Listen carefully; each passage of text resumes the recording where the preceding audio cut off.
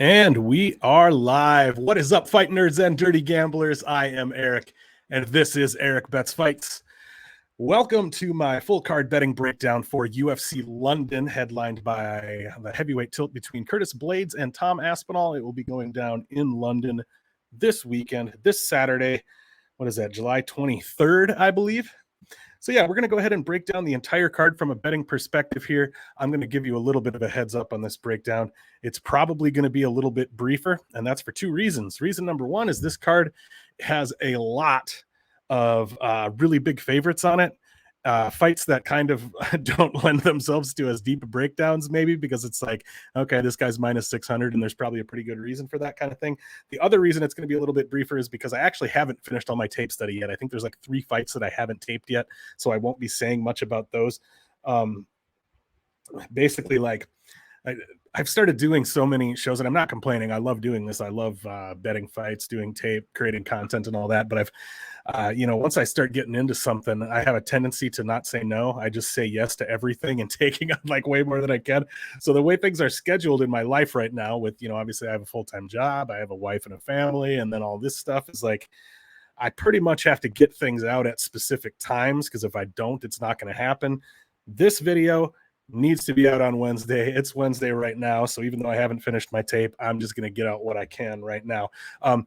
If you want additional thoughts on these fights, I might not go into as much detail on some of these. If you want some additional thoughts, please also check out on Never Hedge Media. Never Hedge Media has a newsletter that comes out on Substack. If you just Google Never Hedge Media Substack, you'll find it. I do have written breakdowns, basically like my tape study notes that I publish on there each week as well. So check that out. And while we're at it, also make sure to if you can like this video, subscribe to the Erik Bets Fights YouTube channel, and also subscribe to the Never Hedge Media YouTube channel. I'd appreciate that very much. I do put out material both on the Erik Bets Fights channel and the Never Hedge Media channel, and some things will appear on both, some things will only appear on one or the other. So if you can check them both out, I appreciate that very much. Before we jump into the breakdown for UFC London, let's talk a little bit about how things went at UFC Long Island, the Ortega Yair Rodriguez card. To put it simply, things went bad. Things went very badly for me. It was the biggest losing event I've ever had.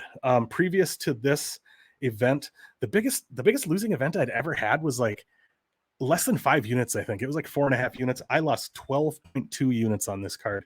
I made some very clear mistakes that I think I can learn from, and I think I can improve from going forward. And part of the mistakes that I made, I've started like kind of, for a long time, I was only doing like 1 unit, 2 units most of the time. Maybe once in a while I'd put 3 units on something, but for the most part, I was sticking to pretty small bets, 1 unit, 2 units. And the last few cards, I started making some 5-unit bets, and those 5-unit bets were hitting. So I started feeling good. I'm like, yeah, I'm going to start, whatever spot I like the most on each card, I'm going to do 5 units. I'm going to do 3 units on this and that. So basically, I threw way too many units at some spots here that I should not have. Namely, I bet 5 units on Miesha Tate. I was really confident in her to win that fight, and she didn't. What lesson can I take away from that? Even if I was confident in her to win, that probably wasn't a spot I should have been putting 5 units on, especially given the question marks. I mean, she's already retired and come back. She was dropping down a weight class. I really thought she was going to be able to beat Lauren Murphy there, and she didn't. And that was a poor read on my part. That was me just really not taking everything into account that I should have, and even if I did feel good about that bet, that was like maybe a 2-unit spot, right? I should not have gone 5 units there. Another mistake I made is I went 3 units deep on Da Un Jung. And the reason I did that is because I finished the tape expecting to find him at maybe like minus 150 or something like that, and he was plus 125. And I was like, man, that's a pretty big difference. Like, if there's a spot where I think a guy should be like a moderate, like decent sized favorite, and he's an underdog, I was like, I feel like I got to attack that spot pretty big. And, that was, again, I said Miesha Tate, I went 5 units. That probably should have been 2. Here I went 3. That probably should have been 1. I got a little too big for my britches on some of these spots. Same with Brian Ortega. I went 3 units on him. I just was throwing too many units around. The only money line bet I won was my underdog shot on Ricky Simone, which I put 1 unit on at plus 150. So yeah, I lost 9.5 units on money line bets.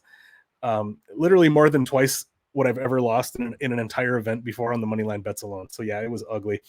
And then the props and parlays, I put a unit on Waterson versus Lemos to not go over 2.5 rounds. Or to go over 2.5 rounds, excuse me. It went under, so I lost that one. I put 1.3 units on Burgos versus Jordan to go over 2.5, so we did hit that one. I had a 1, 2, 3, 4, 5. I put together a 6-leg parlay that was plus 1131. Put half a unit on that. That was just kind of a little sprinkly thing. I put half a unit on Jingliang. Li Jingliang wins by decision at plus 425. See, there's a spot where I got too fancy. He won, but it didn't go to decision.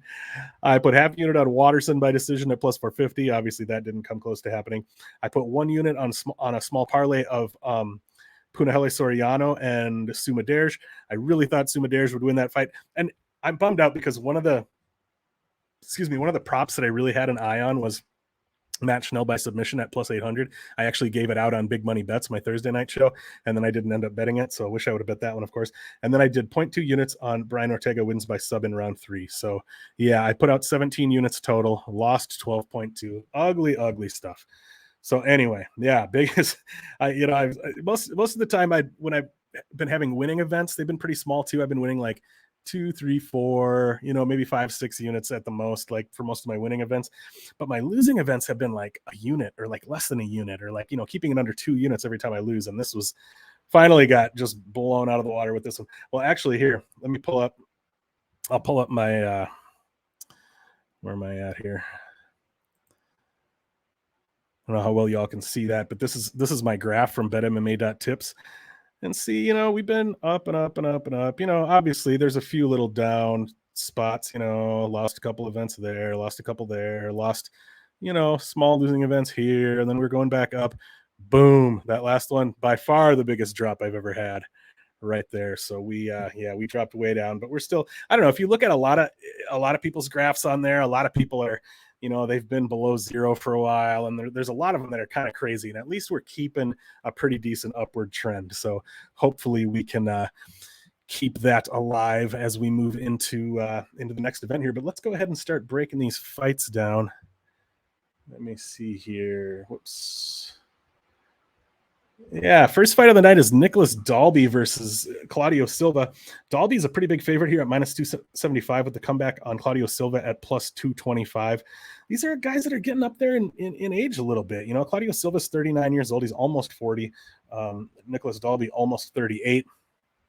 Like I said, there's a few fights I haven't done the tape on, so I'm not going to bullshit you and try to talk my way through, try to act like I know what I'm talking about. Yeah, I did not do the tape on this one. However, because I'm a degenerate gambler, I did put a little sprinkle on Claudio Silva by submission at plus 550, even without doing the tape, just because I wanted to have a little fun with it. But yeah, it seems like a pass spot anyway. Dalby being a minus 275 favorite, I don't think I would parlay him at that number personally. I'd maybe put him in like a big Hail Mary type parlay if I'm just looking to have some fun and throw a bunch of big favorites together. But if it was a parlay that I was actually putting some cash on and trying to hit, I think this one's just to stay away from me. But yeah, like I said, I did hit that Claudio Silva submission prop. Mostly just because I'm a degenerate, and even though I've been saying lately that I need to stop playing so many prop sprinkles, I keep doing it anyway because it's just who I am. Anyway, next up we've got Mandy Bohm versus Victoria Leonardo. I made fun of this fight quite a bit in my write-up, maybe more than I should have, but it's a pretty low level women's fight here, but it could be fun. Victoria Leonardo does like to come out and make it fun anyway. She'll fight for your dollar. But yeah, Mandy Bohm is a slight favorite at minus 140. Come back on Victoria Leonardo at, plus 120. So one thing I like to look at, especially when it's like lower level fighters, especially if they're kind of newer to the organization, I sometimes like to look at their pre-UFC opponents and just look at, what level of competition were they fighting on their way up. Mandy Bohm's 8 professional pre-UFC opponents had a combined record of 13, 8, and 1. So we're talking about 8 opponents with 22 total fights between them. So, we're talking about people who had 2 to 3 fights under their belt. She didn't really fight anyone good on her way up, and I think it showed in her UFC debut versus Ariane Lipski. She didn't look ready for that fight. And if you watch her older fights, she does have some skill. She does have she's got decent striking from range. She's got pretty nice skills in the clinch. She's got good elbows, good knees, but she I think she's been able to just have a physicality advantage over a lot of the women that she fought on her way up. And against Lipski, she just wasn't really able to get anything going. But that, that was not that Lipski's a world beater, but that was a reasonably tough fight for a UFC debut, I think. And then I looked at Victoria Leonardo's pre-UFC opponents as well. Her 10 pro pre-UFC opponents were 26-9-1, so 36 total fights. So yeah, 3.6 fights between them. So again, pretty low level there. But as far as the breakdown, I do think that Bohm is probably the better fighter, technically speaking. Like I said, she has some actual, decent Muay Thai skills. She looks pretty good in the clinch.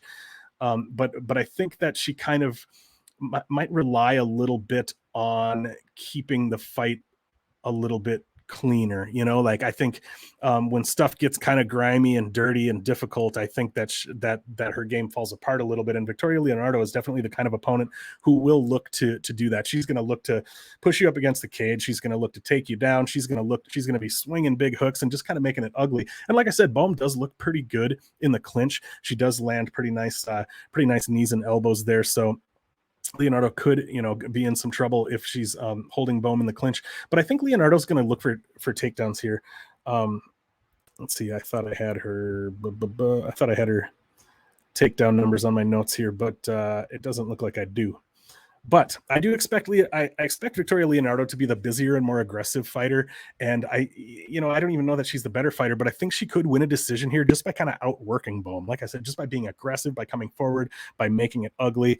And Bohm does have a 6-inch reach advantage here. So one thing I noticed, and I don't mean to be rude, one thing I noticed when watching tape on her was in her fighting stance, she almost looks like a praying mantis. Like her, some fighters, you see that they have an especially long reach for their height, and you don't really notice it visually. With Bohm, you can really see it. And if you haven't noticed it, look at her, next time during this fight, or if you watch tape or even just pull up a picture or whatever, take a look at her arms, because it's very, very noticeable that she has long arms for her height. Anyway, yeah, I don't have a super strong read here, but with these kind of fights, lower level women's fights like this, to me, it's a stay away. But if you're gonna bet it, I think you just take the plus money. I think you just, and it's so close, -140, +120. I don't think that line's gonna flip or anything. But if you are gonna bet it, I think you just wait until right before the fight and see if either fighter is at a plus money spot that is appealing to you, because I think it's a close fight like that. This is a good time to bring up the She's a Dog project. If any of you watching haven't seen that yet, I did start a project where I'm blindly betting every underdog in every women's UFC fight, and I'm tracking it on betmma.tips. So it's at betmma.tips/she's a dog, and that's spelled DAWG. So SHESADAWG. So yeah, I will be betting Victoria Leonardo here, assuming the line doesn't flip. I don't think it will. So, but I will be waiting to bet these the underdogs, pretty close to closing line spot. So I'll be waiting until, Friday, if not Saturday, to bet those. But anyway, and another bet that I kind of liked here. Sorry, I'm not as prepared as I should be with my notes. Another bet that I kind of liked here was potentially to look at Victoria Leonardo by decision, which I thought I had in my notes here somewhere, but I do not see it, and I'm not going to pull it up right now. So, but something to look at. All right, what have we got for the next fight? We've got Jai Herbert versus Kyle Nelson. Jai Herbert, big favorite. That's actually same favorite that Nicholas Dalby was, I think, -275, with the comeback on Kyle Nelson at +230. To put it simply, I think Jai Herbert is a much better fighter than Kyle Nelson. I think Kyle Nelson is a tough, scrappy guy. He throws hard. He talked about, I don't remember the specifics here, but he talked about how he went to the UFC PI and, they tested him on his strength. I don't know if it was strength and, whatever else it might've been, but the physical tests that they run at the UFC PI, and he's apparently very strong and very powerful for a featherweight. Like he had numbers that were, like toward the top, if not above, like every featherweight, most of them anyway. So that was something I just learned today, I think. And I thought that was kind of interesting, but Jai Herbert is 6'1" to Kyle Nelson's 5'11", and Jai Herbert has 77 inches of reach to Nelson's 71. So he's going to have 6 inches of reach. Obviously, he's a long, tall guy. He's got really nice technical striking, really, really crisp. He throws really nice, straight, crisp punches, whereas Kyle Nelson's one of those guys who's kind of winging big hooks and making it ugly. So again, this is a fight where we've got a crisper, more technical boxer versus a guy who kind of gets a little bit more ugly with it. To put it simply, I expect that Jai Herbert is probably going to find a KO here. I think Nelson's best way to win this fight would be to look to use the wrestling, which he does do at times, but he's not necessarily an excellent takedown artist. Jai Herbert can defend takedowns. If he gets taken down, he can get up. It's possible that Nelson will find a takedown or two here, but I don't think he's necessarily going to be able to hold Herbert down for a long time if he does. I think Jai Herbert is the better fighter overall, and I do kind of expect him to be able to find a KO here. That said, I looked at Jai Herbert's KO prop, and I think it was like, Jai Herbert's KO prop was at -110. Even though I do think that's pretty likely, I don't like to typically bet a prop like that with a minus sign in front of it. And of course, right after saying that, I have a prop with a minus sign in front of it coming up later this card that I did bet. But anyway, moving on to the next fight. Next up, we've got Mokaev versus Charles Johnson. This is a fight I have not yet done tape on either, and I'm probably not going to do tape on this fight because I just don't think I'm going to have time, and I don't think I'm going to learn anything too interesting from it anyway. Mokaev is a huge favorite at -490. Come back on Charles Johnson +370. Actually, I shouldn't say I'm not going to do tape on this. I kind of do want to watch. I kind of want to watch that. I've seen some Charles Johnson's last fight with Carlos Mota, was it? I've seen some of that fight before, but I haven't actually sat down and watched it carefully, and that is something I should do actually, because I think there potentially is some value here on Charles Johnson, and even without doing the tape, I'm just basing that on the idea that like Muhammad Mokaev is good. Absolutely, he is. If you include his amateur fights, he's got like 30 fights under his belt already. He started fighting professionally when he was like 16. He fought like, I don't know, I can't remember, 10 times or something before he was even 18 years old. So yeah, even though he's only got 6 pro fights, he's got like 30 fights under his belt. He looked great in his UFC debut, but still he's a 21-year-old kid. He'll be 22 in a month who just recently moved up to the UFC level. Charles Johnson's he's a little bit older of a guy. He doesn't have as many fights under his belt as Mokaev does, but he's got more fights. I think you could argue he's got more fights at like a higher level. And it's just, I don't know. It's hard for me to trust a 21-year-old fighter, even though he has the experience Mokaev has and has shown the promise that he's shown. But also, I do kind of lean this fight to go to decision, and we have to keep in mind that that the fights that go to decision in London are almost certainly going to go the way of the European fighters and the UK fighters. It's going to be really, really hard for a non-UK fighter to win a decision against a UK fighter unless they absolutely dominate them. It would have to be undeniable that they won the fight. And we've seen such weird judging even without taking into account, the hometown advantage, the home cooking, as they call it. We've seen spots where somebody should have pretty clearly won a fight and didn't, even without taking home cooking, into account. So it's a spot that, even if you can argue that there's value on Charles Johnson at +370, it's still pretty hard to take that unless you think he's going to finish Muhammad Mokaev, because it's going to be tough for him to win a decision. Anyway, I talked for being a fight I haven't done tape on. I talked about that longer than I intended to. But anyway, let's move on to the next one. Next up we've got Makwan Amirkhani, Mr. Finland, versus Jonathan Pearce. Pearce, decent sized favorite at -225, with Makwan Amirkhani a slight underdog at +185. For the most part, I honestly think that the odds are probably about right here.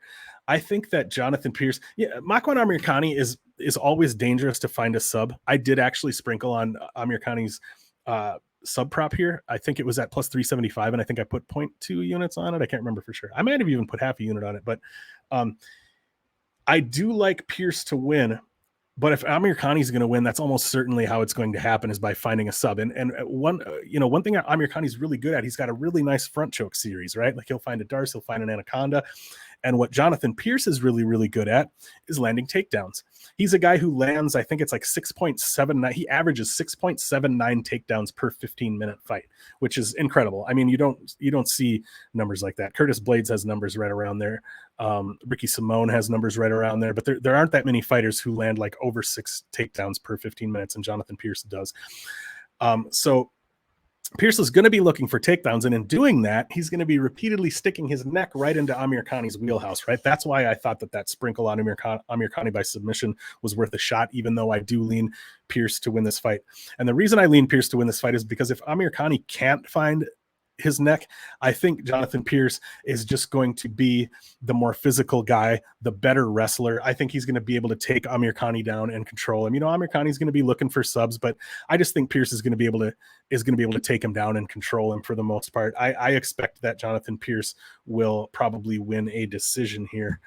And you know what? Hold on just one second.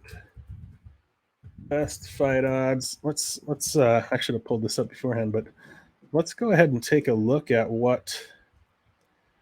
where are we here? Let's go ahead. Sorry, this makes for great content, right? Let's go ahead and take a look at what Jonathan Pearce by decision plus 265.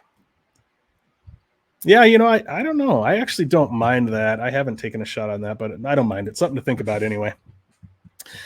Anyway, folks, let's go ahead and move on to our next fight. We've got Nathaniel Wood versus Charles Rosa. Again, this is a spot. There's quite a few spots on this card where they're just, you know, massive favorites. Nathaniel Wood is at minus 490. He's even up as high as like minus 600 in some spots, with the comeback on Charles Rosa being plus 360. One thing to keep in mind with this fight is that, you know, Charles Rosa has fought up at 155. Nathaniel Wood has typically fought at 135, and I believe this fight is taking place at 145. They do have the same reach, but Charles Rosa is 3 inches taller, you know, so I don't know how much. It's one of those things where we won't really know until we see them at the weigh-ins how much bigger Rosa's really going to look. But for the most part, I don't know that it's going to matter a whole lot here. You know, I could be wrong, but my thought on it is that the size difference isn't going to matter a whole lot. And that's because I do think this fight will largely play out on the feet. You know, Nathaniel Wood he's much quicker than Charles Rosa, a much better technical striker. He has much better movement. I think, I think on the feet, it's not going to be close. I think Nathaniel Wood's going to be able to dance circles around Charles Rosa and outstrike him. You know, Rosa obviously is a dangerous submission grappler, but it's been a long time since Charles Rosa has won a fight by submission. Let's see. I thought I had that in my notes here too. I got to do a better job of actually putting my notes in some kind of order here. Oh, okay. Charles Rosa has only submitted 2 opponents in 12 UFC fights. Nathaniel Wood has been submitted twice, but they were both much earlier in his career, and the first one was in 2015. I don't think it's likely that Charles Rosa finds a finish here. I think it's likely that Nathaniel Wood you know, outstrikes him for the majority of the fight. And so the bet that I like on this fight, you know, with Nathaniel Wood being at like minus 500, minus 600, and I did place this bet, you can get Nathaniel Wood by decision at minus 150. So I do think he wins the fight, and probably even pretty comfortably, but Charles Rosa is very tough and very hard to finish. And especially with Wood being, you know, the smaller guy, that's one way that it could make a difference as far as the size, is that, you know, the smaller guy likely isn't going to have the power to knock out the bigger guy.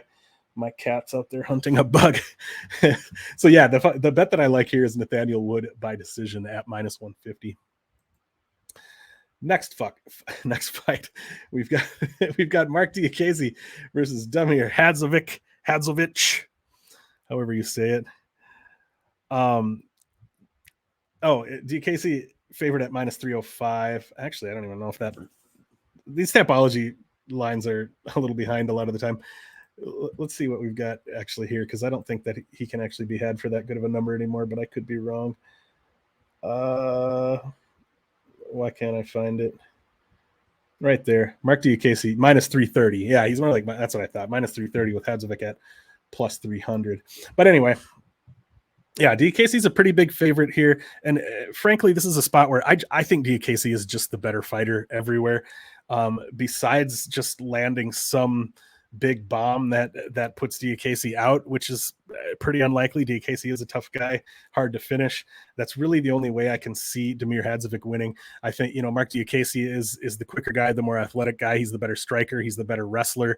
Obviously we saw him come out against Slava Claus and put the old singlet on and wrestle his way to victory there, which is, it's nice to see. It's nice to see a guy like Diakiese, who's usually a striker and who, potentially could have just decided to outstrike Slava Claus. But that shows really good fight IQ, to come out and realize, to not let his ego get the best of him, thinking like, what, this guy's a good striker. I'm a better striker than him. I'll beat him in the stand-up.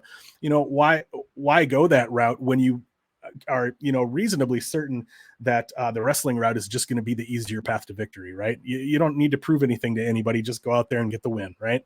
And that's what he did. And so, is he going to come out and choose to do that here? I don't know. I think probably not, but he could. But like I said, the only way I can really see Damir Hadzovic getting the upper hand here is if he lands something big and rocks Mark Diakiese. But even if he does that, Diakiese has the option to go to the wrestling. I mean, how often do we see fighters do that? They get rocked. How do they clear the cobwebs? They clinch up. They look to go to the wrestling. And so it's just hard for me to see, unless Hadzovic actually puts him out all at once. I just think if he does manage to hurt him, Diakiese can look to go to the wrestling. Even if he can't get the takedown, he can at least buy some time to clear the cobwebs by clinching up with Hadzovic. And so, yeah, I do like Diakiese here quite a bit. I do like him as a parlay piece. He's minus 330 or whatever, but it's a wide line, but I just think Diakiese's the better fighter everywhere, and I actually don't mind that line too much. Next fight up is Ludovic Klein versus Mason Jones. This is a fight that I have not done the tape on either. Mason Jones is a big favorite at minus 330 with the comeback on Ludovic Klein at plus 260. So like I said, whoops, I've got my stuff in the wrong order of my notes here. But anyway, like I said, I didn't do the tape on this one, but I have heard some other breakdowns of it. So I'll just kind of spit out some talking points. I did put Mason Jones in a parlay, even though I didn't do the tape, because I do like Mason Jones here quite a bit. The Ludovic Klein is a dangerous striker and could be live to find the knockout early. This is something I was going to look at and I forgot to look at it. I wanted to see what can you get Ludovic Klein. He's at almost 300. What can you get Ludovic Klein by KO in round one? Where is it? Klein wins by TKO in round one, plus 1,300. It's not available on that many books, though. What books were those? Unibet, Bet River, FanDuel, looks like. So I don't know if you're into prop sprinkles, that could be a fun one to do. But I do think Mason Jones should win this fight. Like I said, I didn't do the tape. I blindly threw him in a parlay anyway, just because I do like him. I do like him to win here, unless Klein were to find that early knockout. I haven't. Oh yeah, my book Bet Online doesn't have props open for this yet, but if it does open up props for this, I might take that sprinkle on Ludovic Klein by KO in round one, just because I like doing stuff like that. Let's move on to the next one. Paul Craig versus Volkan Oezdemir. Paul Craig. If you don't love Paul Craig, what do you love? I really like Paul Craig. I always talk about how I don't really have favorite fighters. I'm more a fan of the sport in general than I am of particular fighters. I don't frequently get emotionally connected to a particular fighter. Basically, I don't even usually care who wins a fight unless I have a bet on it. The only exception to that is I like big underdogs. If somebody's a big underdog, I'm automatically rooting for them. And I mean, an underdog in the fight, or also just like an underdog as a person. Like I like the sort of, and I'll talk about this a little more when we get to a particular fight coming up, but I'm a big fan of the fighter archetype of like somebody who's just a martial arts nerd who happened to get into MMA to test their skills, rather than somebody who was a great athlete or was a wrestler or a kickboxer or something. They maybe grew up doing taekwondo or karate or something because they were a martial arts nerd. I was a martial arts nerd, so I connect with that. And then they ended up becoming a fighter. People like Luke Kumo, he's always somebody who comes to mind, or like Roxanne Modafferi, etc. Anyway, that was a little bit of a tangent. I do get behind Paul Craig, and it's largely because I just think he's cool. I just think he seems like a cool guy. He's got a rad accent. He's called the Bear Jew. He's just kind of a tough, scary looking dude. And I just love that he's such a like throwback to the old days of the UFC, kind of, like he doesn't have much of a stand-up game, not a great striker, but so venomously dangerous on the ground. And I really like that he's been able to get as far as he's been able to get, and even get a nice bunch of wins at the UFC level with that kind of game. It's just cool, because so often when I'm watching tape on whatever fighters in whatever weight class, when I'm taking notes, I'm kind of just typing the same things over and over again, because as the sport progresses, it's kind of like, people are ending up at the same camps and working together, and the sport does constantly change and evolve, as far as like things like the low calf kick is something that we've just seen implemented more and more in the last few years. It used to be that people didn't ever use jabs in MMA, and they still don't nearly as much as they should, but that's a story for a different time. But so many fighters use the same type of game, and it's cool when you see a fighter come through that is able to not only get to the highest level, but operate admirably at the highest level with a totally different kind of game. And that's who Paul Craig is. Anyway, enough about that. So Paul Craig is 8-4-1 in the UFC. He's currently on a 6-fight unbeaten streak, and I say that because he had one draw with Shogun in there. And this is a pretty standard striker versus grappler type matchup, right? Every week I say I don't want to oversimplify to a striker type grappler matchup, but then I end up saying it every week anyway. And it really is, right? Because if the fight goes to the ground, Volkan Oezdemir is in trouble. If the fight doesn't go to the ground, Paul Craig is in trouble. I mean, I'm oversimplifying, but I'm kind of not at the same time, right? So to look at, them going into each other's wheelhouses, Volkan has been subbed twice in 23 fights. Paul Craig has been KO'd 3 times in 21 fights. So they have both fallen victim to each other's best path to victory, but not too many times, not regularly.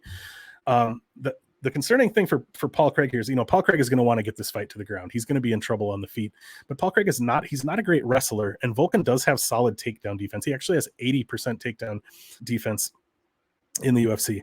I can't remember what the numbers were, but I think he hasn't had a ton of takedowns shot on him. When we look at stats, we don't want to read into stats too much. And when you look at a stat, you might look at, okay, for example, one thing to talk about is, sorry, I keep going off on tangents here, but we look at Chris Curtis's takedown defense. We'll talk about this later too. He shows 100% takedown defense on 26 takedown attempts, but 20 of those attempts were in the Rodolfo Vieira fight. So, we always want to look into the details a little more. So Volkan does have 80% takedown defense, but if I remember correctly, when I looked at the details, he hasn't had as many takedowns shot on him as you might expect for how many UFC fights he's had. But anyway, so yeah, Paul Craig is probably going to struggle to get Volkan Oezdemir to the ground, but Paul Craig, he will sometimes shoot like a classic double leg or single leg. He will sometimes shoot a classic wrestling type takedown, but he also will, he's not afraid to pull guard. He's not afraid to clinch up with you and even try to, whatever he can do to create a scramble, even if he'll try to scramble to your back from the clinch standing, whatever he has to do to try to create that scramble to get the fight to the ground, even if, like I said, he's pulling guard, even if he's starting out in, well, what should be a disadvantageous position, but Paul Craig loves being on his back. He's fantastic on his back. If you are in Paul Craig's guard, I mean, look at the last fight with Nikita Krylov.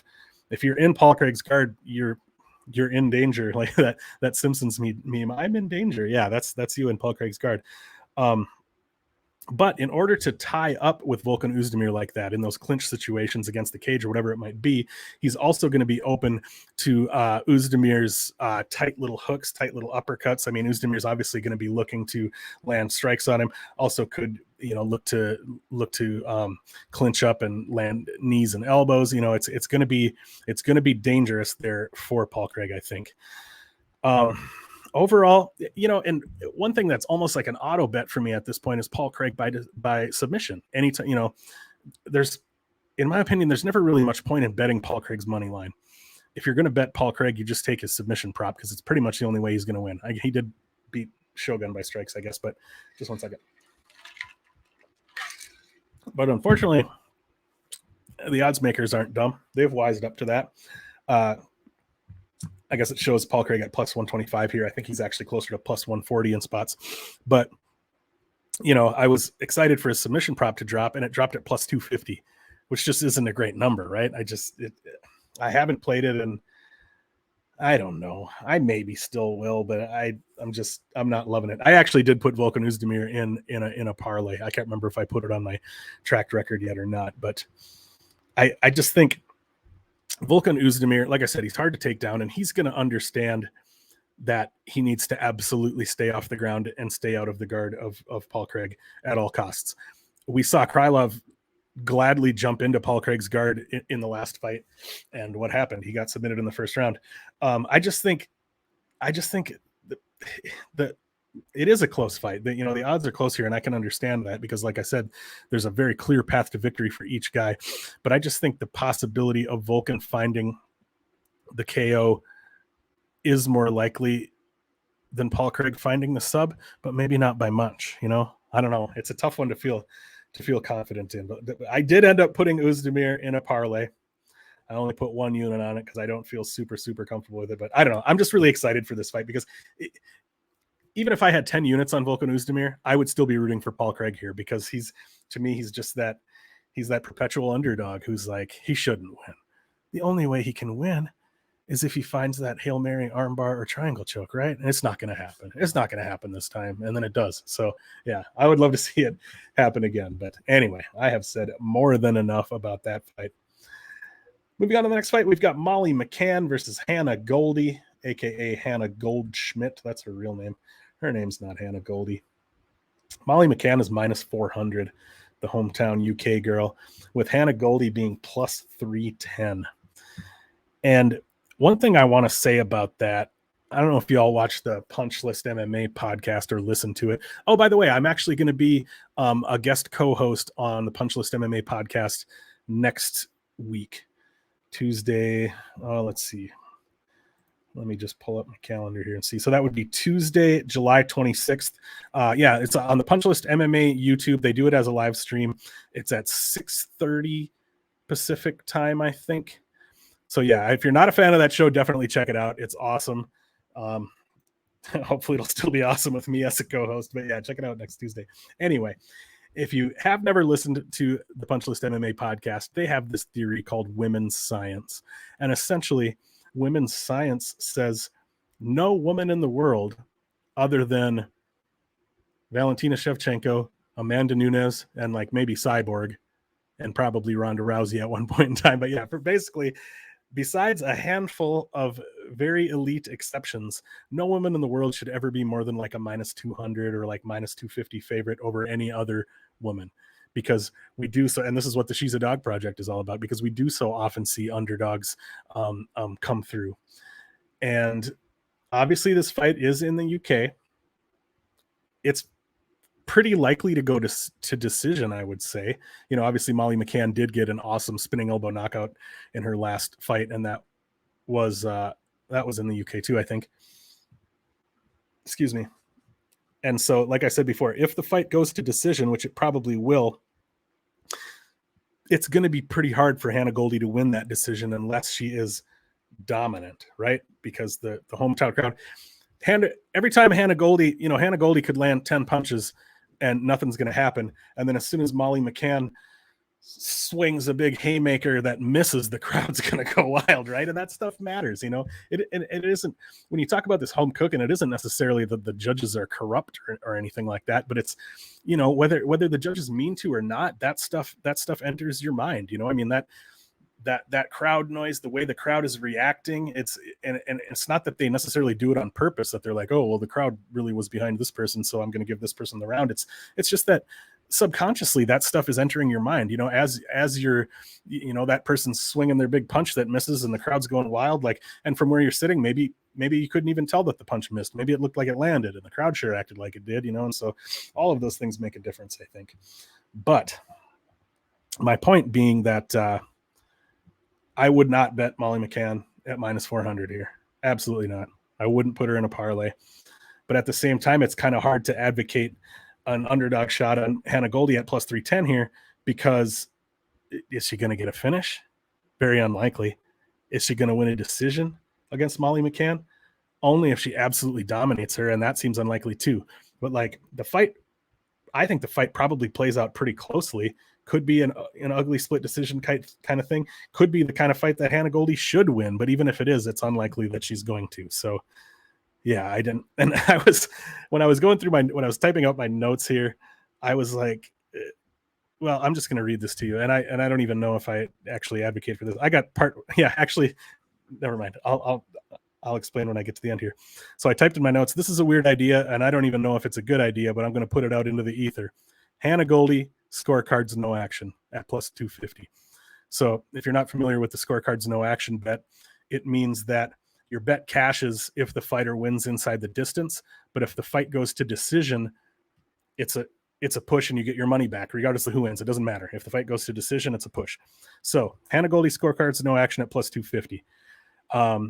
Like I said, Molly McCann did get a finisher last time out, but it was not a particularly repeatable outcome. And she's never finished any other opponent at the UFC level. So I think it's pretty unlikely that Molly McCann gets a finish here. Hannah Goldy has never been finished in her career, pro or amateur. If the fight goes to a decision, which it probably does, it's very likely that Goldy loses. It's unlikely that either fighter gets a finish. And then I typed, the more I'm typing this out, the more I don't like this idea anymore. Never mind. But I decided to put it out there for you anyway, because why not? I took the time to think about it. So like, yeah, scorecards, no action. I'm not going to bet it, but it was just something to think about. Like, because yeah, if it goes to a decision, Molly McCann's probably going to win. I feel like I just talked about that fight for a long time and didn't actually give you any valuable information, but hopefully you can find something there to help you make a solid betting decision here. Oh, you want me to tell you what the solid betting decision on this fight? It's pass. It's pass. It's don't bet this fight at all. Yeah. There, now you know. Although actually, let's take a look. What is Molly McCann by decision at? McCann wins by decision, minus 125. Yeah, I don't like that either. Anyway, next fight up is Nikita Krylov versus Alexander Gustafsson at 205 light heavyweight. Nikita Krylov minus 190, almost a 2-1 favorite, with comeback on Alexander Gustafsson at plus 160. I know he can be had for as high as plus 170, plus 175 in spots as well. You know, the number one thing I want to say about this fight is that if this fight had happened even 3 or 4 years ago, Alexander Gustafsson would be minus 300, minus 400. I mean, he would be a massive favorite. In their respective primes, Alexander Gustafsson was a much better fighter than Nikita Krylov. You know, Nikita Krylov is one of those guys that I've never thought highly of him. I've always kind of written him off a little bit, but then when you really look at his record and really look at what he's done, I mean, he doesn't have a lot of like super impressive wins, but he manages to fight closely with, I mean, look at his Magomed Ankalaev fight. Yeah, he lost that fight, but he went 15 minutes and it's not like he got blown out of the water. He had his moments. He looked okay. You know, Nikita Krylov is a more solid fighter than I've tended to give him credit for, I think. Definitely not a world beater, but you know, he's decent. He's been able to hang around in the UFC for a long time. He's known as the Miner now. Remember when he was called the Al Capone? Not Al Capone, the Al Capone. I thought that was a funny nickname. Anyway, so skill for skill, I honestly think that these two are probably pretty close at this point in their respective careers. Gustafsson's 35 years old. He already retired once. He came back. His last fight was at heavyweight against Fabricio Verdum. He lost by submission in round 1, if I remember correctly. And then before that, who the heck did he fight? Why can't I remember? All right, I'm going to pull it up because it's going to bug me otherwise. Who the heck did he fight at light heavyweight before that one? You guys are probably all screaming it out loud right now because you have a better memory than I do. I can never remember anything. Anthony Smith, that's right. Yeah, and he lost by rear naked choke in round 4 to Anthony Smith, and he was doing well in that fight. If I did rewatch that fight, if I remember correctly, he was winning that fight up until the moment that he wasn't, kind of thing. And so, you know, I don't know how regressed from his prime Alexander Gustafsson really is. He definitely is regressed from his prime, but I don't know how much. But like, I lean toward thinking that their skill sets are going to be kind of on par at this point. You know, I don't know that either of them is going to have a massive advantage anywhere. I mean, on paper, Krylov's the better grappler, but I did hear that Gustafsson has been working a ton on his grappling. Actually, I just pulled up his, he just competed in a grappling tournament, and he won.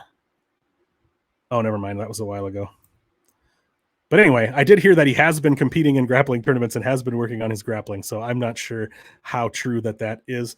But Gus is on a 3-fight losing streak, and so what I wonder about him is like, what is he doing here at this point in time? What is his goal for being in the UFC? He obviously wasn't feeling it. He retired. He came back. At age 35, does he still have that fire in him? Does he think he's going to still, climb, ascend to the top and win the title? He was the second best fighter in the division. He was one of those situations, well, I mean, Daniel Cormier was in the same situation. How many times have we had these situations like when Anderson Silva was champion, there was Rich Franklin, and when George St. Pierre was champion, there was John Fitch. Like there's always the guy who's like the second best, the guy who like would be the champion, and there's no doubt about it, and they keep making their way back up to that challenger spot, but they can't quite do. That was Alexander Gustafsson at one point in time. He would have been the light heavyweight champion if it wasn't for John Jones. But how good is he now? It's just hard to say. And like I was saying, I keep being all over the place here with this discussion, but what I was talking about was just like, what is his motivation now? I don't think he's here like, yes, I'm the best in the world and I'm gonna climb to the top. Like, does he just need a paycheck or what's going on? So it's hard to say what his motivation is and how serious he is about the game right now at age 35 after having already retired. On the feet, I feel like the fight could be pretty close. Again, if it was even just a few years ago, I would favor Gustafsson a lot on the feet. He should still be the better fighter on the feet. I forgot to type the reaches here. I think we have it. Okay, good. They do have it here. So yeah, Gustafsson's 2 inches taller, and he's going to have an 1.5 inch reach advantage. So not a massive reach advantage, but a little bit there. Krylov, Krylov will look to grapple a lot of the time, but he's not a fantastic takedown artist, and Gus does have 83% takedown defense. Krylov's on a 2-fight losing streak himself. There's just a lot of question marks in this fight. It's hard to know what to do with it. I have come close to taking a shot on Alexander Gustafsson at like plus 170, because I think even if he's, a decent percentage the fighter that he used to be, Nikita Krylov should probably still be a pretty beatable opponent for him. But what I want to take a look at, I was looking at, one thing I was looking at was Gustafsson by submission, which is like, can be had for plus 1,400, plus 1,800, plus 2,000.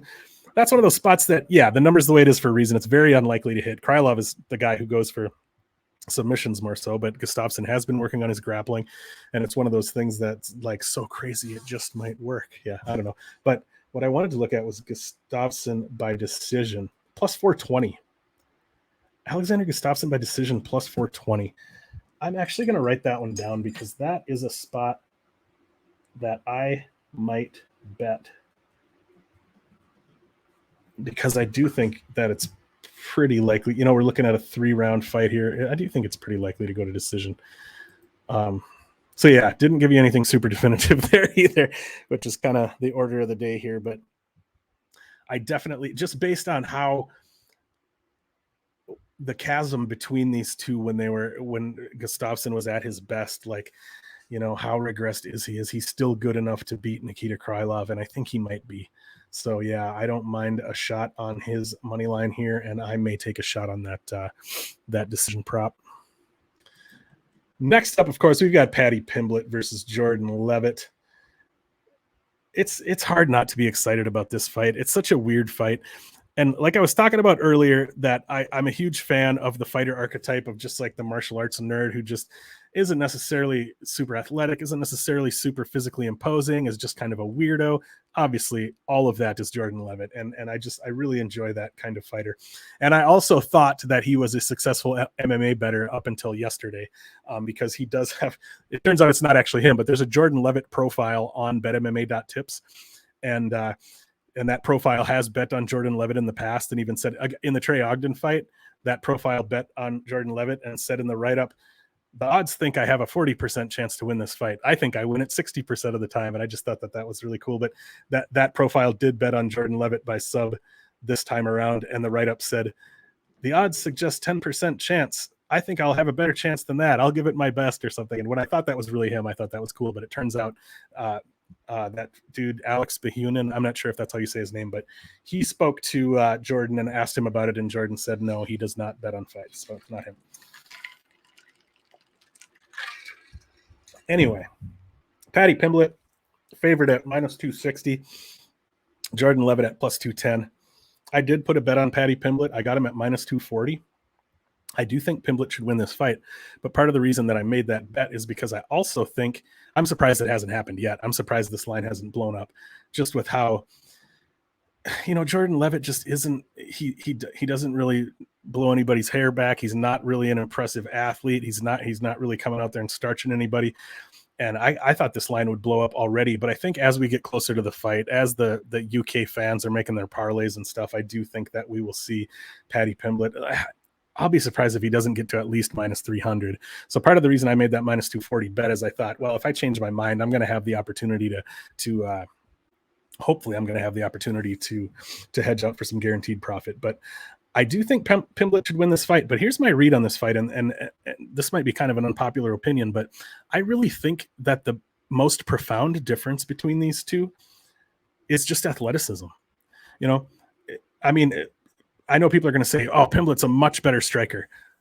Okay, he is. I agree. But when we say he's a better striker, what do we really mean by that? Does it really have much to do with anything outside of athleticism? Is he the better technical striker? Yes, he probably is. But again, not by a lot. I do not think that Paddy Pimblett is a very good technical striker. I don't think Jordan Leavitt's a very good technical striker either.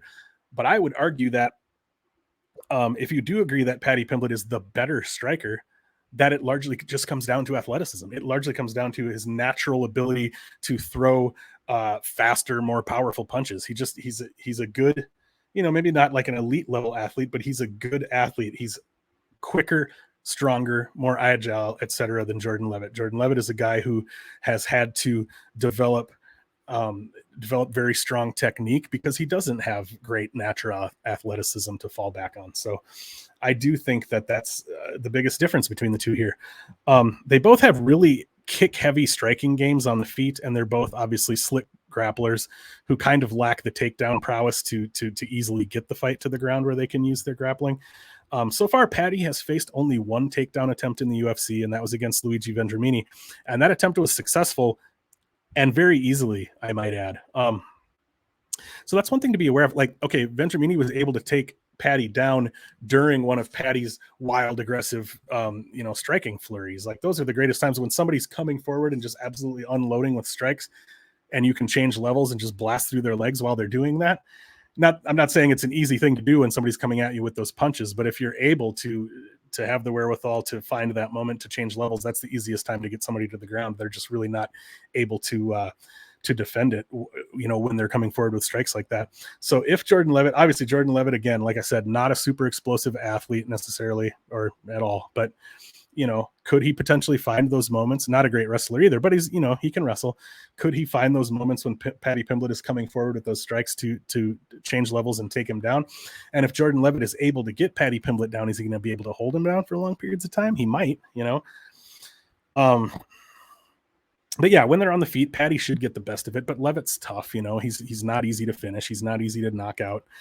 And so I think, and Paddy Pimblett's a guy, obviously, like, he just unloads. He just wants to get you out of there. And also think about the fact that he's going to be, Paddy Pimblett is letting who he is get to his head, I think. It's hard to argue that he's not. I mean, he truly believes that he's a special fighter, and maybe he's right, but I think he truly believes that he's unbeatable right now. And he's going to be in front of his UK crowd. He is going to want to come out there and put on a show. He is going to want to come out there and get Jordan. And I truly think he also believes that Jordan Leavitt is not on his level. I think Paddy Pimblett probably believes he's going to come out there and spark Jordan Leavitt out of there in round one. And maybe he's right, but what if he doesn't? I think he's going to come out there with that in his head, and he's going to aggressively look to get Jordan Leavitt out of there. And if it doesn't happen, is he going to adrenaline dump? Is he going to blow his entire wad going for that early finish, only to find that, oops, we're in round two now, and Paddy Pimblett is slowing down and Jordan Leavitt's not? I don't know. I'm, devil's advocating a little bit there maybe, but and that's why I think that this fight is potentially a good live betting spot, because Paddy Pimblett is likely going to have a great round one. That's just his way of things. But if he does have a great round one, and then we get an even better line on Jordan Leavitt in round two, and we see Paddy Pimblett start to slow down, that's a spot where we could hammer Jordan Leavitt live. So that's kind of where I'm at with it. The bet that I did place on this fight, though, I think a lot of people think that this fight is going to finish and is going to go under. I actually bet it to I can't remember if I bet, well, we'll look at it at the end here, but I can't remember if I bet it to go 2 decision or over 2.5, but I bet it to go over, and I got it at plus 200 because, you know, they're both grapplers. I don't think one of them is going to submit the other. It seems unlikely. And, you know, Paddy looking for the knockout. Like I said, Leavitt's tough. He's hard to finish. It's not impossible. But yeah, I lean toward thinking that this fight goes all 15 minutes, and I got that at plus 200. So I have seen some people out there who bet Jordan Leavitt. They were able to get Jordan Leavitt by decision at plus 800, which is a great number. But again, we're dealing with the UK crowd, right? We're dealing with, if you believe Jordan Leavitt has a chance to win this fight by decision, do you think that he's going to be dominant enough for 15 minutes over Paddy Pimblett to win that decision in front of that UK crowd? Are those judges going to feel comfortable putting that out there, putting that decision out there, and trusting that they're going to be able to leave that arena with their lives? You know, I'm being ridiculous a little bit, but yeah, like I said, with all the, it's impossible. Judges are only human, and they are going to be swayed by all of that crowd noise and all of that fervor, you know, coming from the crowd. But I do think this is a really interesting fight. I do think, you know, obviously the UFC is matching Paddy Pimblett up pretty carefully. They know that this is a winnable fight for him. They know that Paddy Pimblett has been hit and rocked in both of his UFC fights so far. He fights very wildly on the feet. He's very hittable. Eventually somebody is going to catch him and KO him badly. It's not going to be Jordan Leavitt. You know, they're still kind of trying to match him up carefully. Dale Lippin from Punchlist MMA podcast, he said that he thinks, you know, if Paddy Pimblett wins this weekend, and then Drew Dober is fighting the weekend after, I think. And if Drew Dober wins that fight, he said that he thinks the UFC is going to do Pimblett versus Dober. If they do that, then that means that they've reached the point where they're okay with putting him in there with somebody who can absolutely knock his block off. So yeah, anyway, putting the cart before the horse there. So, all right, we're almost an hour deep already. I wasn't planning on going this long, but only 2 fights left, I guess. Let's move on to the next one. Jack Hermansson versus Chris Curtis. It's pretty much a coin flip, you guys. This here it's showing Curtis as a small favorite, minus 120, with Hermansson at even money.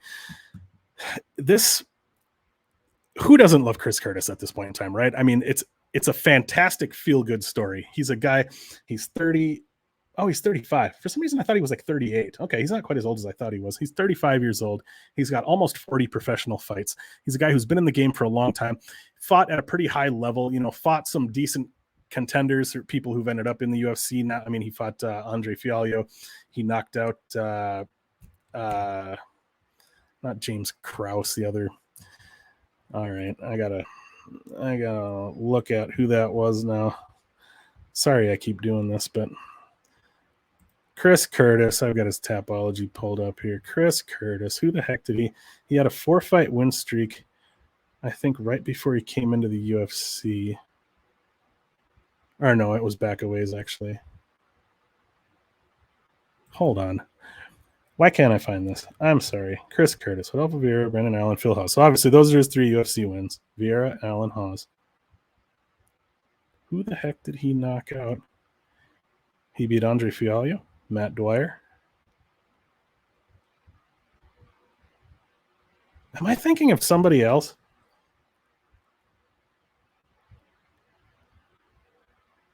Okay, never mind. I don't know what I was thinking of. I might have been thinking of a different fighter. I wish that part hadn't just happened. Let's pretend that I just cut that part out because I don't know who I was mixing him up with there. But anyway, back to talking about this fight. Chris Curtis, he's a great feel-good story. You know, he's been around the game, like I said, almost 40 pro fights. And he actually, I read in an interview with him that he was very close to retiring. He may have even officially retired and then come back. I don't remember for sure, but he was very close to, he was like, you know what? I've been putting the time in. I've been been getting out there. I've been fighting who they put in front of me. I've been doing well. I thought that my call up to the UFC would have happened by now. It hasn't happened. Maybe it's time to just give up on this dream. You know, he reached that point. And then he does get the call up to the UFC, and he knocks out Phil Hawes, right? And then in his next fight, he knocks out Brendan Allen. And then in his next fight, he doesn't knock out Rodolfo Vieira, but he beats him by decision and stuffs 20 takedowns. So the guy who thought he wasn't ever going to make it to the UFC now all of a sudden has won 3 UFC fights in a row and is up against Jack Hermansson, who is a guy who, you know, was right up there with the elite. You know, for a while there was, it shows him ranked number 7 middleweight right now. I don't know if that's accurate. It might be, but yeah, he's a guy who's, you know, he's been right at the cusp, right up there, fighting the best of the best, beating some really good fighters, losing to some really good fighters, but you know, right up there. And Chris Curtis is getting that spot here, and he's pretty much a coin flip. I mean, that's a great feel good story, you know. As far as some talking points I want to go over here. So, you know, again, we're largely talking about a striker versus grappler matchup here to oversimplify it, even though I say every week I'm not going to do that. I am doing it.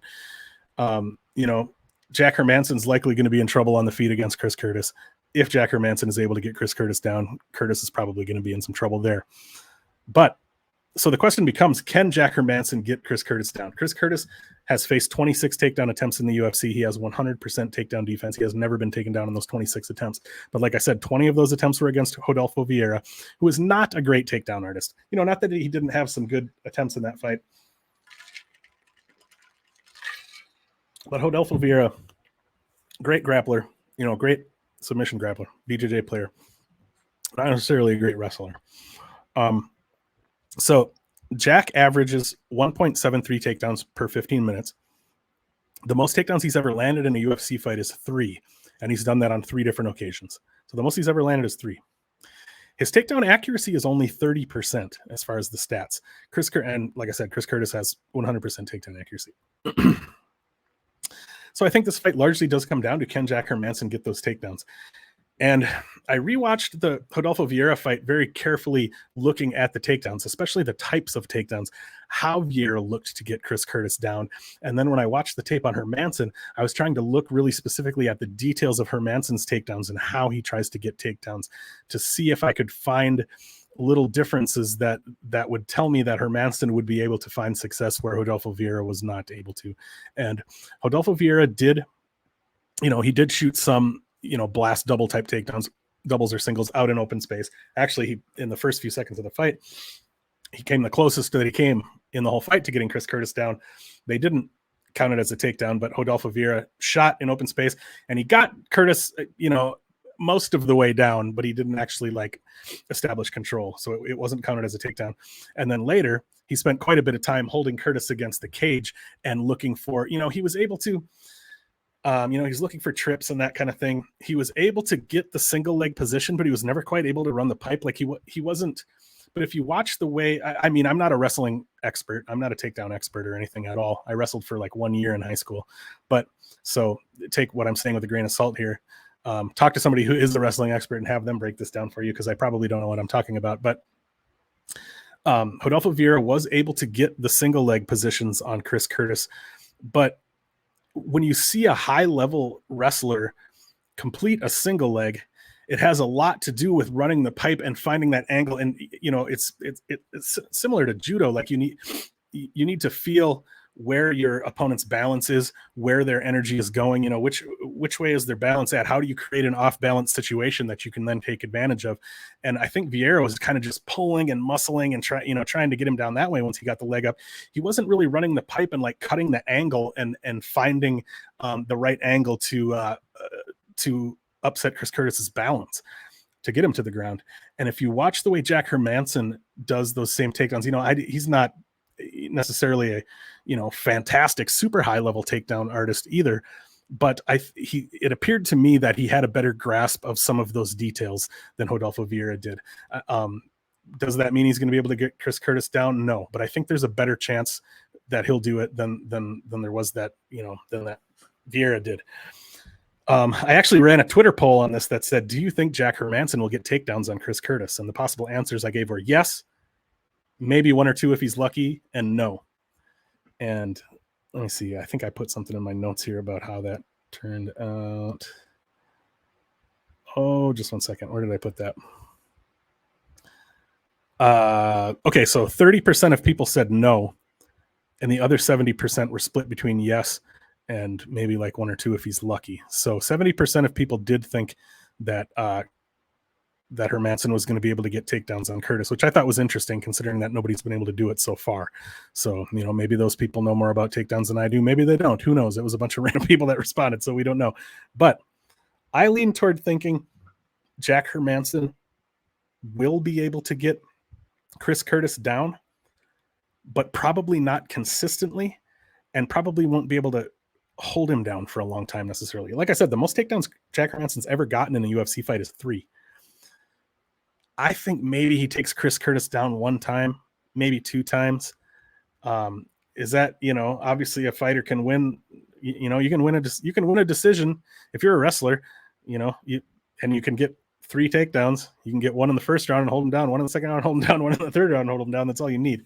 But I lean toward thinking that Jack Hermansson's not going to be that dominant with the takedowns and with the top control.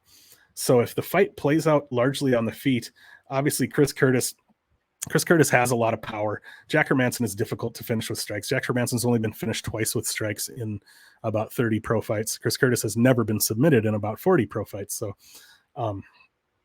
as far as each guy's, you know, best path to victory here. So I sort of lean toward Chris Curtis by decision, but I don't, you know, you can get fight goes the distance at plus 115, which I thought was a decent, you know, both of these guys are tough and hard to finish. I haven't bet that, but yeah, it's a tough fight. Obviously look at where the line is at. It's a tough fight to feel confident picking a guy either way.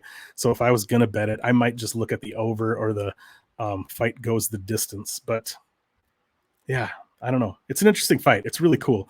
It's really cool that within 3 UFC fights, Chris Curtis has found himself fighting somebody who is, you know, close to the top, if not elite, close to elite anyway. He gets to have this opportunity. You know, if he beats Jack Hermansson, because you can a little bit argue that, sorry, I keep going off on tangents here. We're over an hour in. You can a little bit argue that Chris Curtis's wins have been kind of fluky, right? I mean, in both the Allen fight and the Haas fight, he was losing. He was getting beat up until the point when he found the finish. So, you know, as much as I enjoy Chris Curtis, I don't necessarily think his skill level is super high either. I mean, he's tough.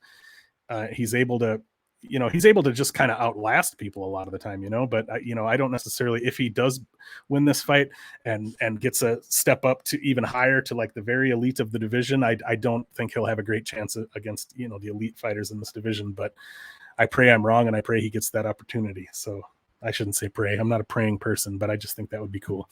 And I'm going to stop blabbing now because sometimes I get going and I just can't stop.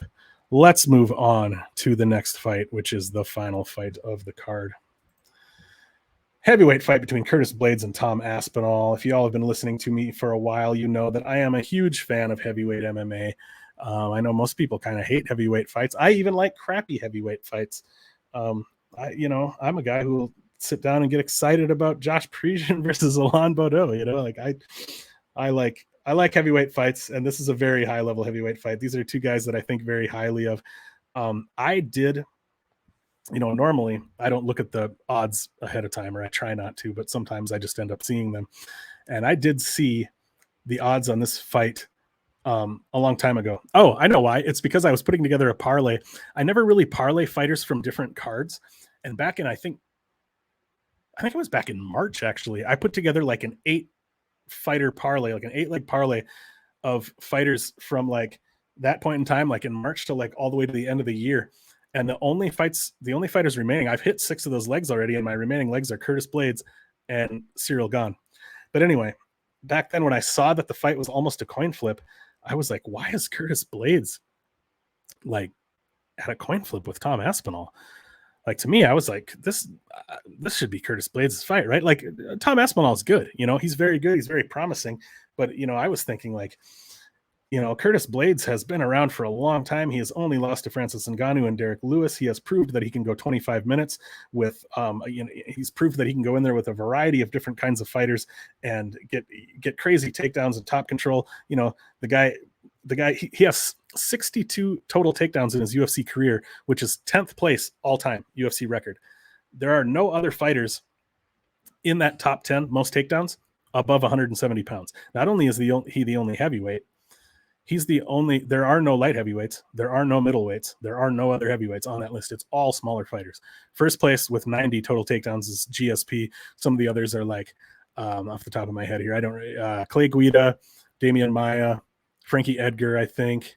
I can't remember who a lot of them are. But anyway, so Curtis Blaydes at age 31, who could potentially still have like 10 years fighting in the UFC ahead of him. Heavyweights can fight for a long time. He's already got 62 takedowns and is at 10th place.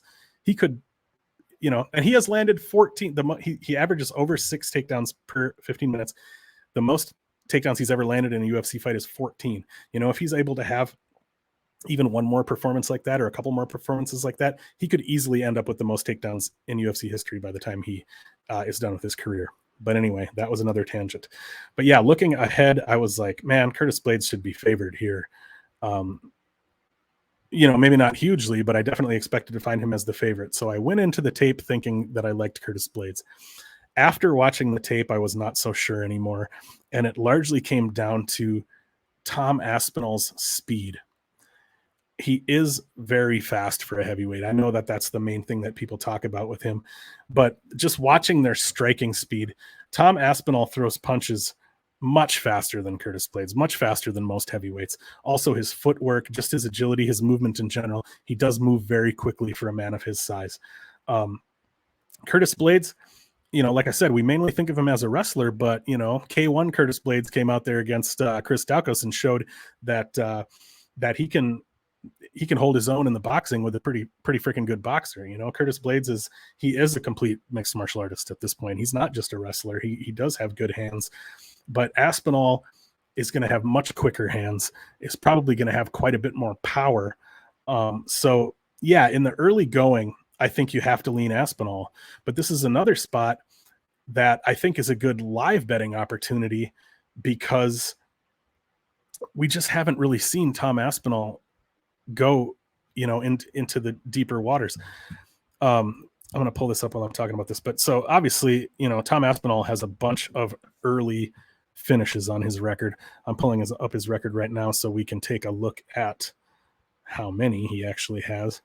But yeah, so his last UFC fight, obviously, got that straight arm lock on Alexander Volkov in the first round. When's the last time you've seen a straight arm lock, by the way? That's something I was thinking about. You guys probably know that the two things I love most in the world are mixed martial arts and trivia. So I get really into mixed martial arts trivia. And I was like, man, when is the last time somebody won a fight by straight arm lock? That's just not, I don't mean arm bar. I mean straight arm lock. The one where you're not using the legs, where you just lock it out kind of. Yeah. Anyway. And so before that, he beat Sergey Spivak by strikes on the ground in the first round. He did go to the second round with Andrei Arlovsky, but he was starting to slow down a little bit there. Not like he was death gassing or anything, but he noticeably slowed down in that fight going into the second round. Before that, he beat Alain Baudot in round 1. Before that, he beat Jake Collier in round 1. Then going to his pre-UFC fights, round 1 finish, round 1 finish, round 1 finish, round 1 finish. He lost in round 2 there, round 1 finish. Got submitted in round 2 there, round 1 finish, round 1 finish, round 1 finish. Then to his amateur fights, round 1 finish, round 1 finish, round 1 finish, decision, round 1 finish. So he did win a decision in an amateur fight in 2013. I have not seen that fight. But so we know Tom Aspinall is very athletic. We know he's very skilled. We know he's a very good fighter. But we also know that he's accustomed to getting people out of there quickly, and we don't know what he looks like if that doesn't happen. And that's why this is such a difficult fight to call, is that, it really comes down to, I think, do you think that Tom Aspinall can get Curtis Blaydes out of there in the first, let's say, round and a half of the fight? Because if he can't, we've seen Aspinall start to slow down a little bit, and we know Curtis Blaydes can go 25 minutes. We know Curtis Blaydes is a guy who doesn't rely on his athleticism as much. He's a guy who can kind of slow the pace down and settle into a pace and control, kind of take over and control a fight. If Aspinall is throwing the kitchen sink at him in round one and isn't able to get the finish, and then he starts to slow down, he's a little more flat-footed. His punches aren't coming with as much speed. He's having a little bit more trouble with his lateral movement. He's just breathing a little heavy. And now Curtis Blaydes gets his striking going. He's got a 2-inch reach advantage, so not much, but a little bit. So now Curtis Blaydes gets his striking going. He starts to land on Aspinall. Now he's, Aspinall is slowed down enough that Blaydes can start getting takedowns. He can get on top. He can look for ground and pound. That's it feels like either a Tom Aspinall early or Curtis Blaydes late kind of fight, right? So, the way I'm looking at it is I'm just going to keep an eye on the live line because I just don't know how else to attack it. But I know, one really popular bet here is the, fight doesn't go to decision, which, let's see, what is that at? Over fight goes to decision. Fight doesn't go to decision, minus 260 up to like minus 300. Fight won't start round 3, plus 120. Fight won't start round 4, minus 144. So yeah, I think it's fair to expect that this fight doesn't go to decision, right? I mean, we've been surprised before, but I think, not to oversimplify it, but I think either Aspinall gets a finish early or Curtis Blaydes gets a finish later in the fight. So yeah, if I was going to bet something here, I would probably be looking at the under or the fight doesn't go to decision. But as is, I think I'm just going to watch and keep an eye on that live line. But I'm very excited for this fight. I think it's a fantastic matchup. I think, Tom Aspinall's 29 years old. If he wins this fight, then he's elite, and we're going to see him in the title picture, sooner rather than later. If he loses this fight, I don't think it matters that much because he is there's no doubt that he's a high-level talent at this point. There's no doubt that he's a guy who's going to be, or there's little doubt anyway, that he's a guy who's going to be amongst those elite no matter what happens here, in my opinion, because he's 29 years old. He's still got lots of time ahead of him. He's still got lots of time to improve. And frankly, there just aren't that many good heavyweights. Even if he loses to Curtis Blaydes here, I don't think that says anything bad about him and doesn't suggest that he's not the fighter that we thought he was. I still think he's going to be able to win fights and probably eventually get a title shot. But I've been saying for a long time that Curtis Blaydes is the future of this division. I've been saying for a long time that even though Curtis Blaydes has, he's been knocked out by Francis twice, got knocked out by Derek Lewis, even though he has lost those fights when he's gotten up to that higher level, I still think Curtis Blaydes is going to be the heavyweight champion someday. I do. I think he keeps getting better and better. And I think, even though Francis has beat him twice, and maybe I'm being foolish here, I don't know. Even though Francis has beat him twice, I don't think Francis is an unbeatable fighter for Curtis Blaydes. I think Curtis Blaydes could win that fight. If they fought a third time, do I favor Curtis Blaydes? Not necessarily, but anyway, once again, I'm just blabbing on and on. So let's be done with that. Let's go ahead and take a look at the bets I've got for this card. So yeah, it's largely parlays at this point, because with the way the odds are on this card, it's just hard to do much else with it. Like I don't usually like straight betting minus 400s and minus 500s and stuff. The only straight bet that I've placed here is, like I said, Paddy Pimblett at minus 240, which I do like Pimblett to win, but like I said, I was giving myself that opportunity to potentially hedge out if that line moves, which I think it will. I put 1 unit on Pimblett Leavitt to go the distance at minus 200 because, like I said, I think Leavitt should be tough enough to handle Paddy Pimblett's striking, and I have a hard time seeing either of them getting a submission unless one of them gasses out really badly or just makes a mistake. Next up, I've got Mark Diakiese, Nathaniel Wood, and Muhammad Mokaev all in a parlay that comes out to minus 103. Got 2 units on that. I don't love some of those numbers, Mokaev minus 160, but I always say, like, ideally, there should be value in a line for you to bet that line at all, whether it's a straight bet or a parlay. However, I'm a little bit of a degen and I like to get some action out there. So I end up parlaying lines that I don't think there's any value in all the time. It's not a smart idea in theory, but I do it and it works out for me a lot of the time. So it's like, yeah, if we look up here, parlays are, where I do my best work. I've been right 55% of the time on parlays. I've got 39 units of profit on parlays at 32% ROI. So I've been doing well on parlays. Another area that I've been doing well, if we look here, is big underdogs. I've gotten my big underdog picks correct 38% of the time with 37% ROI. I was on 42% with my big underdogs not that long ago. And then I got one wrong, which big underdog did I get? Oh, Michael Johnson. I had 1.5 units on Michael Johnson. And yeah, that's the one that screwed up for me. Anyway, back to this. I did sprinkle a little more than a sprinkle, a small handful, I guess, a pinch of McCann Amirkhani by submission at plus 375. I put 0.5 unit on that. Claudio Silva by submission at plus 550. I put 0.2 units on that. Excuse me.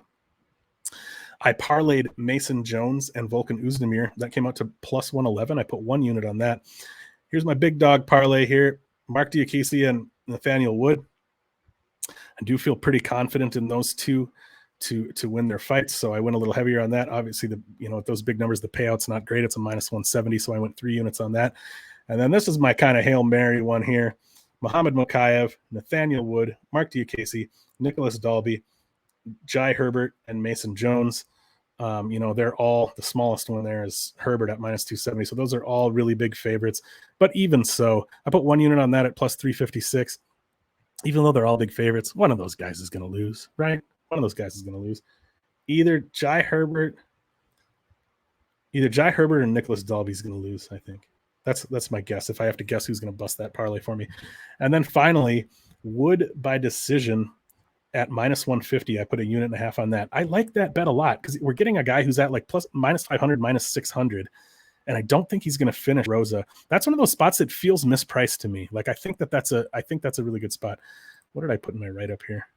I can't remember. Oh, for my big Hail Mary parlay here, I put, it was clear right away that this was a chalky card that would lend itself to square ass parlays. Might as well lean into it, right? And then what did I put for Wood here? Wood is like a minus 600 favorite, and I think decision is his most likely path to victory. Rosa is tough and very hard to finish, and I think he'll be especially hard to finish by a smaller guy like Wood. I typically don't like to bet a prop with a minus sign in front of it, but I like this bet a lot. So there we go, folks. That is where we're at. It's weird for me to only have one straight bet out there, but yeah, this ended up being one of those cards where, like I said, I didn't even finish the tape, but I probably didn't even need to do the tape that I did do because I ended up just parlaying a bunch of big favorites together anyway, which is what you do as a square who hasn't done any research. So I probably could have just skipped all the research this week, but anyway, that's what I've got for you, everybody. Sorry, I blabbed a lot there. I went almost an hour and a half. I will make sure to get timestamps in this video so that you can skip over things and you don't have to listen to me go on and on forever. But thank you so much for watching, folks. I really do appreciate everybody who takes the time to check out these videos. I've been getting more and more messages on Twitter from people lately, just being like, hey man, I like your videos. They're just like asking me questions, asking me for my input. And it means a lot to me because I don't always remember to drop this disclaimer every video, but I don't consider myself a gambling expert. Well, it isn't that I don't consider myself. I'm not. I'm factually not any kind of gambling expert at all. I don't even consider myself particularly good at this, but I do love MMA. I do love betting on MMA, and I do work really hard at this. I put a lot of time into tape study, into research, into looking at stats, into taking notes, into making this content. I do work really hard at it. So I may not be good at it yet, but I'm hoping to be someday, and I'm putting the work in to do it. So I do appreciate the people that are supporting me and asking me for my thoughts and that kind of thing. It's awesome, and it means a lot to me. Anyway, if you could please make sure to like this video, that would mean a ton to me. If you haven't yet subscribed to the Erik Bets Fights channel, please do that. If you haven't yet subscribed to the Never Hedge Media YouTube channel, please do that. You can find me on Twitter at Erik Bets Fights, on Instagram at Erik_Bets_Fights. What the heck, I'll throw this out there too. I also have an online store where I've made like some shirts and some mugs and some cool stuff like that. If you go to my Twitter and click on my Twitter bio, I have a link tree in there. The link to my online store is in there. Oh, actually, it's down in the description of this video too. I forgot about that. My store and my Twitter and all that stuff is down there.